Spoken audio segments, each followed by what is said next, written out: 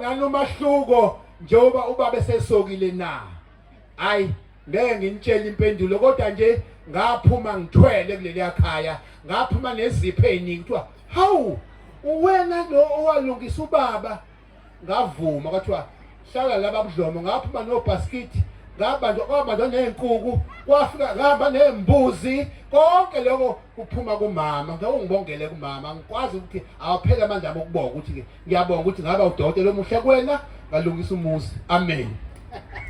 Asemshado khona ihlobo baba uDlomo udokotela usibungiseni iDlomo uthi nangwe koyisekela ngqongqoshe ku national cha lokho akubalulayo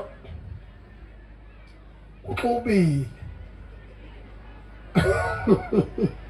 qinisile ngoba impela ngicabanga ukuthi kwawesigaba sokuqala bengena embusweni njengongqongqoshe neselo samamandla onke sibebezeli sasikholelwa sonke bangaphosisi kwangonyaka ka2009 noma 2008 lapho nje kodwa okubalekile yikho ukuthi siphinde futhi sibonge namazwi asho baba udokotela uMahlaba uJunda asibashayela ihlombe kakhulu ngqongqoshe bethu ngokukhuluma abakubekileyo futhi okuyiqiniso.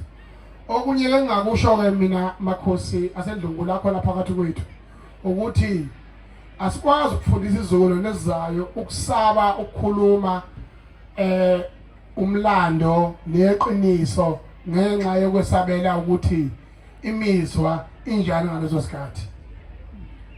Baboneni laba bafayo befela ukukhuluma iqiniso. Mina nje ngiyalikhuluma iqiniso. Ningabi izinto lami bengikhalaza ngazo namanje ngohulumeni ophethe. Kodwa lokho kungaqhibi umlando ukukhululeka kwalelizwe bakuthi asingawaqamba amangani zakwethu. Futhi khona abangakukhulumanga nje odokotela bethu bekhona ukusho ukuthi la eAfrika kunento ezimbili kunento ezintathu. Ithina kuphela noma amanzi enenkinga.